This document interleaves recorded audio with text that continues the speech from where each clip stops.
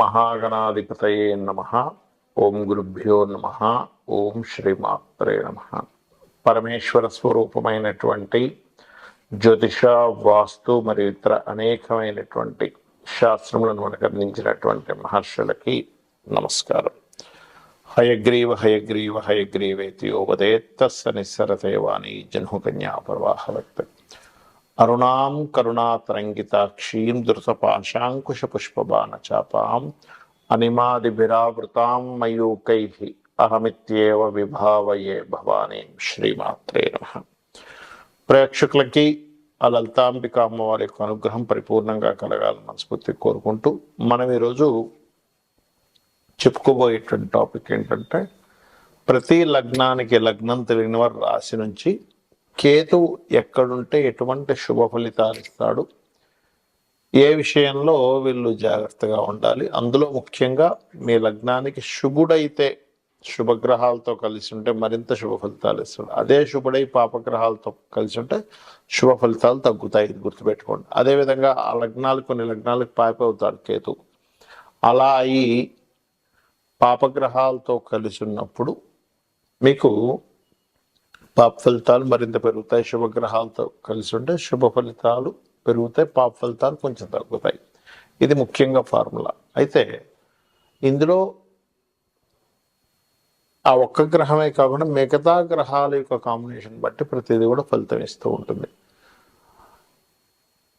ప్రతి లగ్నానికి ఎటువంటి ఫలితాలు ఇస్తారు, ఏ విషయాల్లో జాగ్రత్తగా ఉండాలి, ఆ కేతు ఉన్నప్పుడు అనేటువంటి విషయాలను మనం ఒక్కొక్క లగ్న పరంగా తెలుసుకుందాం. అయితే ఈ విషయాలు చెప్తుంది నేనైనప్పటికీ కూడా చెప్పిస్తుంది సాక్షాత్ లలిత అమ్మవారిగా భావిస్తూ తెలుసుకుందాం.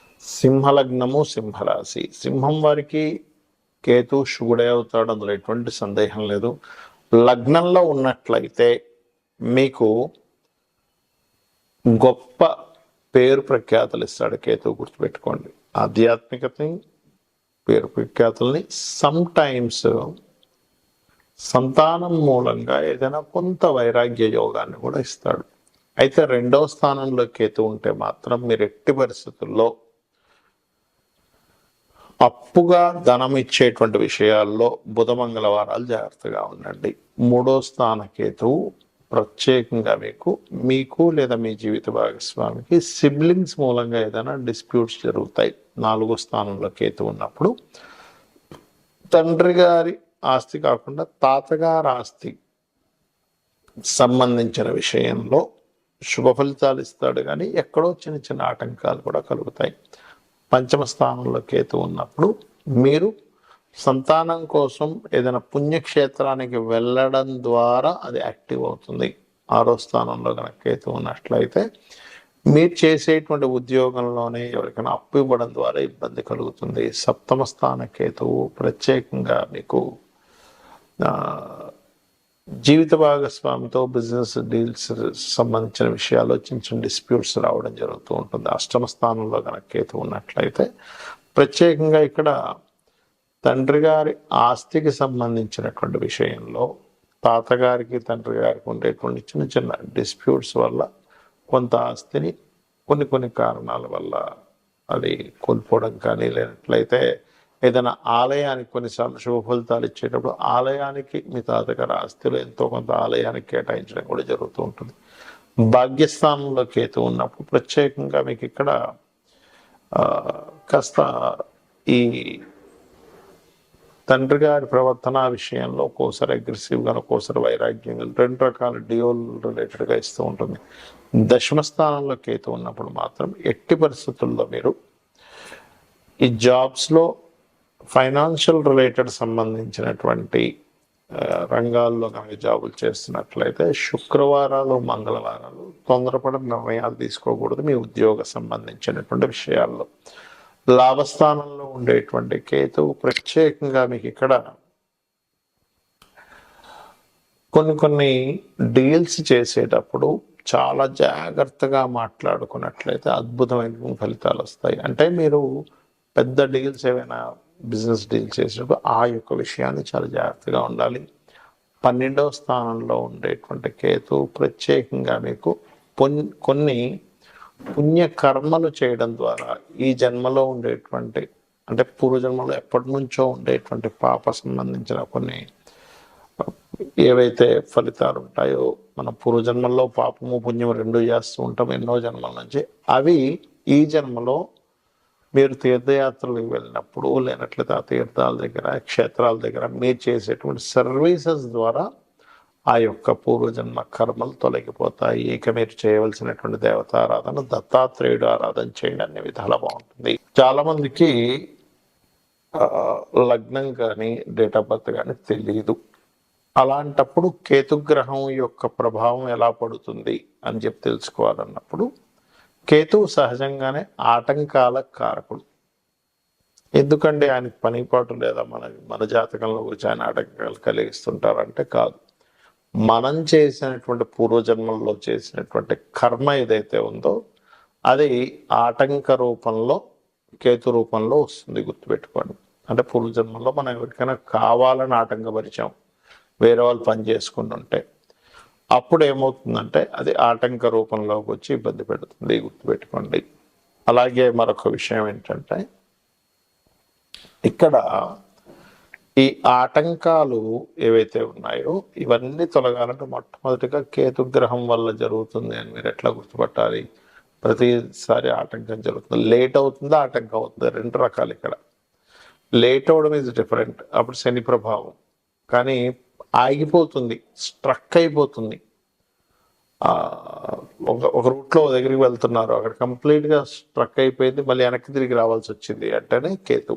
ఎందుకంటే రెట్రో ప్లానెట్స్ అంటారు వాటిని. అలాంటప్పుడు ముఖ్యంగా మీరు చేయవలసింది గణపతి ఆరాధన, ఉలవలు దానంగా ఇవ్వడం, ఇవి చేయాలి. మనకి ఈ కేతువు జన్మజాతకంలో మీకు ఉదాహరణకి మీకు ఏ అంటే ఫైనాన్షియల్గా ప్రతి దగ్గర ఇచ్చిన ప్రతి దగ్గర స్ట్రక్ అయిపోతుంది అన్నప్పుడు మీరు చేయవలసింది ఏంటంటే గణపతిని తలుచుకొని మనీ ఇవ్వడం తీసుకోవడం చేస్తున్నాను మీ లైఫ్లో ఎప్పుడైనా. అంటే మీకు డేట్ ఆఫ్ బర్త్ ఉన్నా లేకపోయినా, ఎందుకంటే మీకు అక్కడ కేతు ప్రభావం ఆ రూపంలో ఉందని అర్థం చేసుకోవాలి. లేదంటే నేను ఎక్కడ ఏ ప్రాపర్టీ కొన్నా కూడా నాకు స్ట్రక్ అయిపోతుంది, అక్కడ ఆ ప్రాపర్టీ కొనడమే పేరు కానీ అసలు అది పెద్దగా ఎదుగుదల ఉండట్లేదు అంటే మీ పేరు మీద కొనకండి. ఎందుకంటే మీకు 4th హౌస్ కేతు ఎక్కడో పనిచేస్తున్నాడు అని అర్థం. ఏమి మాట్లాడినా లిటికేషన్ అవుతుంది అని అనుకుంటే కనుక అలాంటి సమయంలో ప్రత్యేకంగా కేతువు 3వ స్థానంలో ప్రభావం ఎక్కువ చూపిస్తున్నాడు. అలాంటప్పుడు లలితా సహస్రనామాల్లో ఓం కర్పూర వీటికామోద సమాకర్షతి గంతరాయ నమః అని చేసుకోండి. అలాగదండి మాకు అసలు వివాహ సంబంధించిన విషయాలు ఇదిగో ఇక్కడ దాకా వెళ్ళి సడన్గా అక్కడికి ఆగిపోతుంది అన్నప్పుడు మీరు గణపతి నామంతో పాటు లలితా సహస్రనామాల్లో ఓం కామేశబద్ధ మాంగళ్య సూత్ర శోభిత కందరాయ నమః అని చేసుకోండి. కొంతమందికి అసలు పని చేయాలంటేనే ఇంట్రెస్ట్ లేకపోవడము, ఎక్కడ జాబ్కి వెళ్ళినా కూడా అక్కడ ఏదో కారణం చేత ఆగిపోవడం జరుగుతుంది అనుకోండి. అది 2 కారణాలు అవుతాయి. మీ చార్ట్లో ఎక్కడో శనికేతువులు కలిసి ఉంటారు దశమంలో, లేదా శని రాశుల్లో కేతు ఉంటాడు, లేకపోతే శని కేతు నక్షత్ర పరివర్తన ఉంటుంది. అటువంటి కండిషన్స్లోనే అలా జరుగుతూ ఉంటుంది. అలాంటప్పుడు రెగ్యులర్గా వెంకటేశ్వర స్వామి ఆలయానికి వెళ్ళడము, లేనట్లయితే రావి చెట్టు ఉంటుంది మనకి ఆలయాల్లో, దాని చుట్టూ ఈ యొక్క సర్ప ప్రతిష్ఠ వేసిన ఉంటాయి, వాటి చుట్టూ ప్రదక్షిణం చేసుకుని వాటి మీద పసుపు నీళ్ళు గంధపు నీరుని అభిషేకంగా చేసి మీరు మీ పనులు మీరు చేసుకుంటున్నట్లయితే ఖచ్చితంగా దాని యొక్క శుభ ఫలితం మీరు చూస్తారంటే అక్కడి నుంచి మీకు ఆటంకాలు అనేటువంటి తగ్గుతాయి. అలాగే మరి కొన్నిసార్లు ఏమవుతుంటుందంటే కొన్ని విషయాలతో దూరంగా ఉండాల్సి వస్తూ ఉంటుంది. అంటే కొంతమంది చూడండి సంతానం పొందుతారు కానీ సంతానంతో ఎప్పుడు దూరంగానే ఉంటారు, అంటే ఎక్కడో 5వ స్థానంలో కేతు పని చేస్తున్నాడు. కొంతమంది వివాహం చేసుకొని జీవిత భాగస్వామితో దూరంగా ఉంటూ ఉంటారు, అంటే ఆ అబ్బాయి ఇక్కడ లేకపోతే అమ్మాయి ఇంకో దగ్గర ఎక్కడో ఉండడం, లేకపోతే అమ్మాయి ఇక్కడ ఉంటే అబ్బాయి విదేశాల్లో ఉండడం జరుగుతూ ఉంటుంది. వీటన్నిటికీ కారణం ఏమిటి? ఏదైనా ఒక విషయం మీద అందరూ చెప్తున్నా మీకు దాని మీద విరక్తి, వైరాగ్యము వద్దనిపించడం జరుగుతుందంటే బికాజ్ ఆఫ్ కేతువు యొక్క ప్రభావం. ఇది మీకు అంటే ఎలాగా, ఇప్పుడు కొంతమంది చూడండి ఇంట్లో వివాహం చేసుకోమంటుంటారు కానీ ఇది చేసుకొని అంటుంటాడు. కారణం ఏంటంటే 7th హౌస్కి ఎక్కడో దాని యొక్క ప్రభావం పడింది అని అర్థం. ఆ రకంగా మీకున్నటువంటి గ్రహస్థితి రీత్యా మీరు ఫలానా సంబంధించిన విషయంలో నాకు విరక్తి, వైరాగ్యము, చాలా ఏదో తెలియని ఒక ఎడబాటు లేనట్లయితే ఆటంకాలు కలుగుతున్నాయంటే ఒకటే గుర్తుపెట్టుకోవాలి. కేతుగ్రహం దగ్గర దీపారాధన చేసుకుంటూ గోవులకి గ్రాసము తినిపిస్తూ గణపతి ఆరాధన కనుక చేసినట్లయితే 100% మీరు ఏదైతే ఇబ్బంది పడుతున్నారో లైఫ్లో, దేంతో అయితే విడదీయబడుతున్నారో 100% దాని నుంచి బయటపడడం జరుగుతుంది. ఇక మీరు ఒక్క విషయం ఏంటంటే ఎప్పుడు కూడా ఒక గ్రహ సంబంధించినటువంటి ఫలితాలు బ్యాడ్గా వస్తున్నాయి అంటే మీ పర్సనల్ చార్ట్లో ఆ గ్రహానికి సంబంధించిన వాటి జోలికి వెళ్ళకపోవడం మంచిది. అంటే 4th హౌస్లో ఉంది, అప్పుడు మీ పేరు మీద ప్రాపర్టీస్ ఉండకపోవడం మంచిది, గుర్తుపెట్టుకోండి. లేదండి 12th హౌస్లో ఉంది, మీ పేరు మీద ఏదైనా ఇన్వెస్ట్మెంట్స్ చేయకపోవడం మంచిది. లేదండి బుధరాశుల్లో ఉంది కేతు ఎక్కువగా, లేదా బుధుడితో కలిసింది, మీ పేరు మీద బిజినెస్లు ఉండకపోవడం మంచిది. అలాగా అసలు ఏ రాశుల్లో ఉంది, ఏ సంబంధించినటువంటిది ఎలా ఉంది అనేటువంటి తెలుసుకోవాలి.